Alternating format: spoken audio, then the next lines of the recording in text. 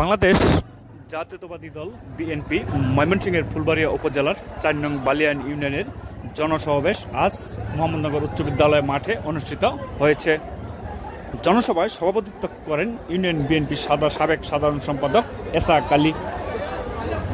প্রধান অতিথি হিসেবে বক্তব্য রাখেন বাংলাদেশ জাতীয়তাবাদী যুবদল কেন্দ্রীয় সংসদের সাবেক প্রচার সম্পাদক ও বিএনপি নেতা মোহাম্মদ আব্দুল করিম সরকার। তিনি বলেন, এবং বিএনপির জন্য কাজ করতে যে যারা মৃত্যুবরণ করছেন, যারা মহান আল্লাহ রাব্বুল আলামিনের ডাকে সাড়া দিয়ে পরপারে চলে গেছেন, ওনাদের স্মৃতির প্রতি শ্রদ্ধা জানাচ্ছি।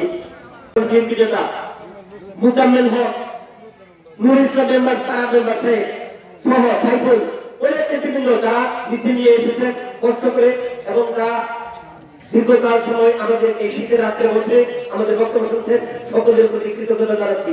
তারা বসিয়েছে যাতে কোনো অপশক্তি দূষণরা সেখানে হামলা করতে না পারে, কোনো নৈরাজ্য করতে না পারে।